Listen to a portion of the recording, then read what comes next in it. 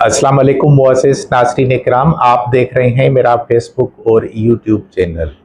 आज ये मेरा बहुत मुनफ़र्द टॉपिक है और ये मेरा टॉपिक स्टेम सेल्स के ऊपर है। स्टेम सेल्स का जो प्रोसीजर है वो आपको जो है वो उज़्वे तनासल में जो इश्यूज़ डेवलप होते हैं, ख़ास तौर पर इरेक्टाइल डिस्फंक्शन हो या प्रीमेच्योर इजैकुलेशन हो या उज़्वे तनासल के अंदर जो रिंकल्स वगैरह हैं, साइज़ का मैटर होता है। तो इन कंडीशंस में स्टेम सेल से थेरेपी किस तरह से काम करती है, बड़ी अहमियत की हामिल वीडियो है।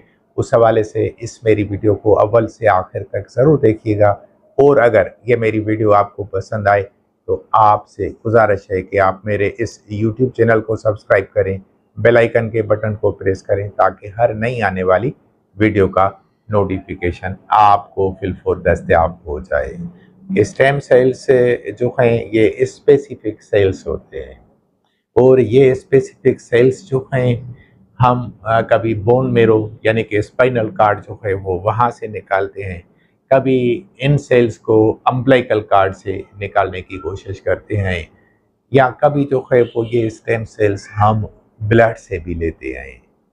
और ये स्टेम सेल्स जो हैं वो इनको मशीन में डालकर इनके अज्जा खालिस अज्जा जो हैं वो अलहदा करके और वो इंजेक्शंस जो हैं हम मुख्तलिफ अमराज में इस्तेमाल करते हैं। स्टेम सेल्स सिर्फ़ और सिर्फ आपके उज़्वे तनासिल में इरेक्टाइल डिस्फंक्शन को ख़त्म करने के हवाले से इस्तेमाल नहीं होते, बल्कि साथ-साथ में अगर कहीं न कहीं बॉडी के किसी भी हिस्से के अंदर कोई कैंसरियस सेल्स वगैरह हों, यानी कि कैंसर के इश्यूज़ हों या बोन मैरो के जो इश्यूज़ वगैरह होते हैं, बोन मैरो में जो है वो ल्यूकेमिया वगैरह होती है या ऑस्टियोआर्थराइटिस की कंडीशन होती है, तो इन सारी कंडीशंस में जो है वो स्टेम सेल से बहुत इम्पॉर्टेंट और काबिल अहमियत रोल प्ले करते हैं।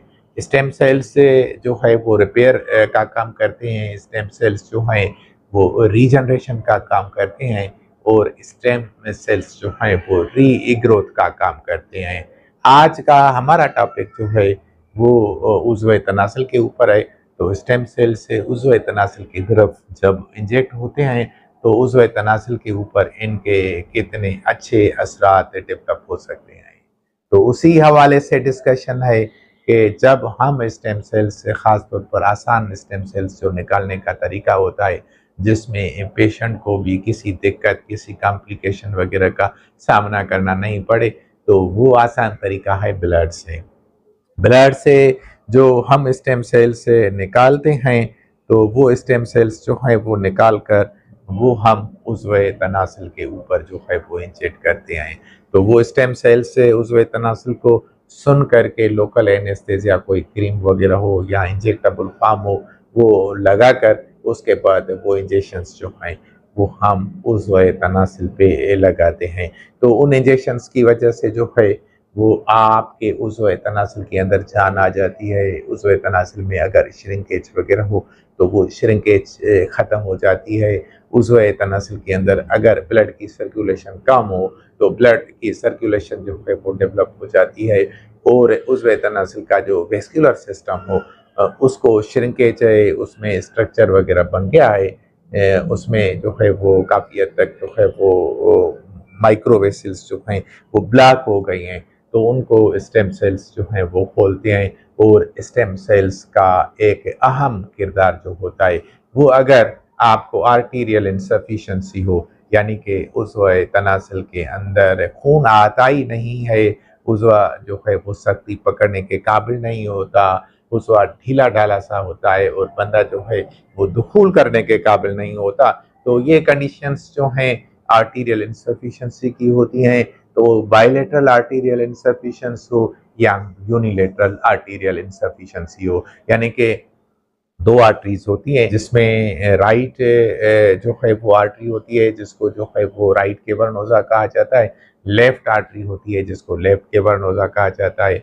अगर ये दोनों ब्लॉक हों, दोनों श्रिंक हों तो उनमें भी स्टेम सेल्स काम करते हैं। अगर इनमें से कोई एक हो यानी यूनिलेटरल हो तो उसमें भी स्टेम सेल्स काम करते हैं। और उसके अलावा एक इरेक्टाइल डिस्फंक्शन की कंडीशन होती है वीनियस लीक। तो वीनियस लीक में भी स्टेम सेल्स का अहम तरीन जो है वो काम होता है। तो स्टेम सेल से मुख्तलिफ ज़ायों से जो है वो हम लेते हैं, एम्ब्रियोनिक स्टेम सेल्स होते हैं, और उसके अलावा जो है वो stem cells adult stem cells जो होते हैं वो बोन मेरो से जो है वो लिए जाते हैं।